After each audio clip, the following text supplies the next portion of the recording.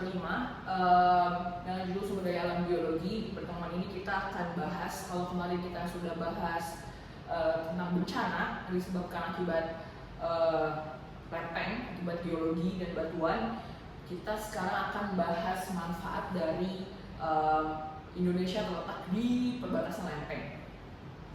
Oke, jadi apa saja sih sumber daya alam geologi? Itu ada di depan sini semuanya. Jadi dari yang sumber daya alam logam, jadi kita pakai sehari-hari itu besi gitu kan, aluminium, tembaga, timbal, seng, mangan, emas, perak gitu kan. Nah, itu adalah sumber daya alam logam yang diambil dari batuan.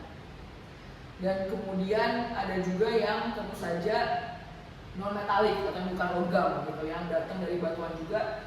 Ada batu bangunan gitu kan, kalian mau bikin rumah, mau bikin jembatan, mau bikin bendungan, itu perlu batu-batuan. Nah, itu juga adalah salah satu sumber daya geologi. Kemudian juga pasir, kerikil, semen, kemudian juga lempung, garam, dan juga ada batu fosfat, dan juga ada logam-logam lain yang non metal atau logam lain yang bisa diambil dari batuan seperti itu. Dan juga tidak lupa ada sumber daya energi yang berasal dari bawah juga, dari bumi. Kita ada minyak alam, dan juga ada batu bara, dan juga ada gas alam. Sekarang di sini belum ada, tapi kita juga mulai beralih ke energi yang bersih. Jadi ada geothermal, energi panas bumi, itu juga berhubungan erat sekali dengan geologi. Nah, dari yang logam tadi saya belum banyak bahas, tapi berhubungan erat juga sekali dengan green energy adalah kita mulai beralih ke EV gitu kan, mobil listrik, motor listrik. Dan untuk bisa pakai ini perlu baterai. Nah, salah satu unsur baterai itu adalah lithium dan nikel. Dan nikel itu kita akan bahas lebih banyak lagi selain ini ya.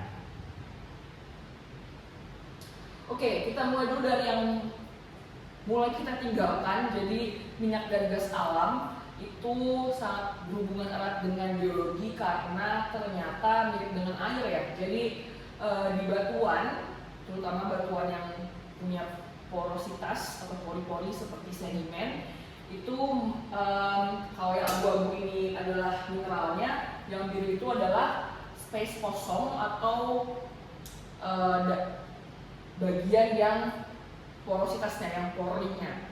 Dan itu bisa diisi oleh fluida itu bisa gas, bisa liquid. Jadi liquidnya bisa berupa air yang kita ambil, kita pompa untuk jadi air tanah, atau bisa juga kalau udah berisi minyak berarti kita ambil untuk jadi bensin, plastik, itu semua hasil olahan minyak alam, atau bisa juga diisi oleh gas yang langsung dimanfaatkan sebagai gas alam. Kadang dia sehari-hari kita pakai buat masak, nah itu adalah gas alam yang diubah menjadi liquid, di depan LNG.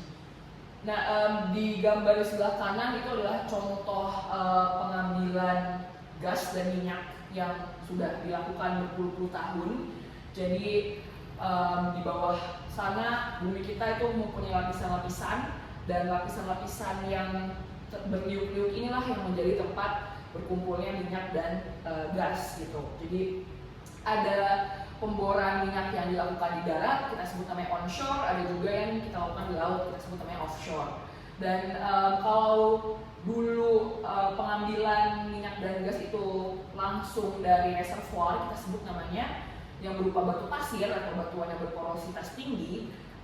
Mulai belakangan ini kita sudah bisa mengambil langsung dari kedalaman yang lebih dalam atau dari sumber batuan induknya, seperti itu. Selain itu juga ada sumber lain yang kita sebut namanya gas metana. Gas metana itu letaknya lebih dangkal, tapi kurang lebih proses terbentuknya mirip-mirip dengan pembentukan gas alam dan minyak alam. Oke, berhubungan dengan itu juga kita punya namanya batu bara, gitu kan. Jadi batu bara ini sebetulnya apa? Kalau dilihat dari gambar di sini, dia adalah tumbuhan tingkat tinggi, tumbuhan yang mati, kemudian karena tumbuhan ini banyak mengandung karbon atau C.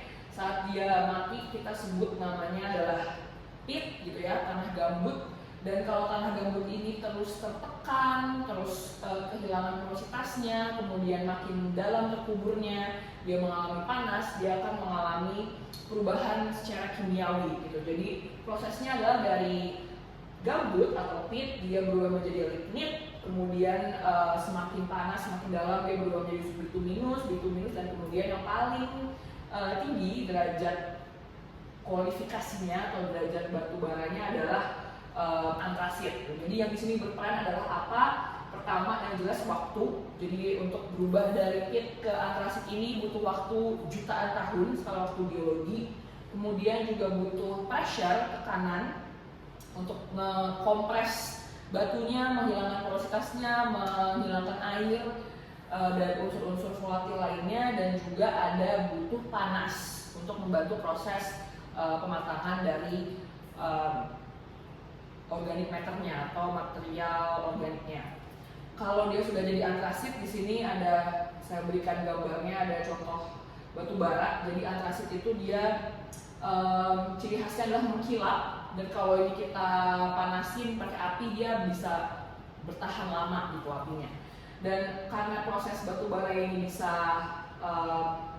tadi mempertahankan api, akhirnya kita pakai terutama untuk pembangkit listrik tenaga uap gitu. Jadi listrik kalian yang ada di rumah sekarang itu hampir pasti berasal dari PLTU gitu, atau dari pembangkit listrik yang menggunakan batu bara untuk Indonesia saat ini. Cuman memang di negara-negara yang mulai maju, batu bara sudah mulai ditinggalkan, minyak dan gas juga sudah mulai ditinggalkan, jadi mereka memakai sumber daya yang renewable seperti itu. Dan juga karena hasil pembakaran dari minyak dan gas dan batu bara ini sangat banyak mengandung CO2, dan tentu saja kalau kita hubungkan dengan climate change itu akan tidak baik untuk atmosfer kita, karena CO2 adalah gas rumah kaca. Nah, kemudian geologi selain tadi yang berhubungan dengan fosil, juga sangat erat hubungannya dengan logam gitu kan, metal. Tadi kita udah bahas di depan sedikit. Jadi contoh kalau kalian belum tahu, jadi contohnya emas atau tembaga atau perak di batu itu kurang lebih seperti ini. Jadi bagian yang mengkilap-kilapnya itu adalah bagian logamnya yang ditambang kemudian dipisahkan gitu kan. Kalau kalian pernah dengar istilah smelter seperti itu, jadi dipisahkan dari batunya, kemudian baru kita dapat logam murninya dan baru bisa diolah lagi menjadi benda lain. Nah, batuan yang banyak logamnya ini datangnya dari mana? Ternyata sangat erat sekali hubungannya dengan gunung api gitu. Jadi kemarin kita bahas bencana geologi ya, ada gunung api gitu kan. Nah, ternyata selain mendatangkan bencana, gunung api itu juga membawa banyak sekali logam di dalam magmanya terutama. Jadi yang diambil itu sebetulnya bagian ini ada vein ore. Jadi bagian yang orange ini ternyata diketahui bahwa dia banyak sekali mengandung tadi si logam-logam di batuannya. Dan itulah yang ditambang di Grasberg misalkan, kalau kalian tahu di Papua sana. Kemudian di Nusa Tenggara juga ada penambangan logam atau tembaga. Nah, cuman yang perlu diingat adalah kita tidak menambang di gunung api yang masih aktif gitu. Jadi yang ditambang adalah gunung api purba, jadi ya aktivitas magmatismenya sudah berhenti seperti itu. Nah, di sini ada peta endapan logam, dan ini mirip sekali kalau masih ingat peta gempa bumi, peta gunung api. Nah itu pas kalau ditumpuk jadi satu gitu ya, ternyata mereka menunjukkan garis yang sama nih gitu. Nah ternyata si logam-logam ini berhubungan juga dengan batas lempeng tektonik seperti itu. Dan Indonesia kita punya cukup banyak logam gitu ya, dari Sumatera sampai Papua tuh ada tipe-tipe logam yang berbeda, dan itu semua bisa ditambang dan dipakai. Oke, berhubungan dengan penambangan, jadi yang belakangan ini baru ramai terdengar itu ada nikel gitu kan. Nah, kalau nikel itu gimana sih proses geologinya gitu? Apakah sama juga seperti logam tadi, emas, tembaga atau CU gitu kan, CU itu tembaga, emas atau tembaga atau perak. Apakah dia berhubungan juga dengan jalur magmatisme? Nah ternyata kalau nikel ini agak sedikit berbeda ceritanya. Jadi nikel yang banyak ditambang di Indonesia itu kita sebut sebagai nikel laterit. Nikel laterit ini sebetulnya adalah nikel yang berada di tanah hasil pelapukan batuan ultramafik gitu. Kalau masih ingat, batuan ultramafik itu adalah batuan yang warnanya hijau yang adanya ada di mantel. Contohnya saya berikan di sini gambarnya adalah peridotit atau mineralnya namanya olivin, masih ingat ya? Jadi peridotit ini ternyata kalau dia mengalami pelapukan, jadi kena panas, kena hujan, itu dia akan lapuk gitu kan. Jadi tanahnya kita sebut sebagai tanah saprolit gitu. Dan ada lapisan-lapisan inilah. Jadi lapisan-lapisan ini, nah ternyata ditemukan di secara proses kimia di bagian tanahnya ini banyak mengandung nikelnya gitu. Jadi sebetulnya yang ditambang itu adalah mulai dari atas batuan dasarnya. Jadi si batu ini sebenarnya nggak dipakai, tapi yang kita ambil adalah si tanah-tanah di atasnya. Itu namanya nikel laterit. Nah kemudian kalau kita hubungkan dengan geologi, berarti pertanyaannya adalah, oh berarti persebarannya nikel itu berhubungan sekali ya dengan di mana peridotit berada gitu. Betul. Tapi peridotit ini dia prosesnya bukan terjadi akibat subduksi, melainkan lebih spesifik lah, karena dia batuan kerak samudra seperti itu.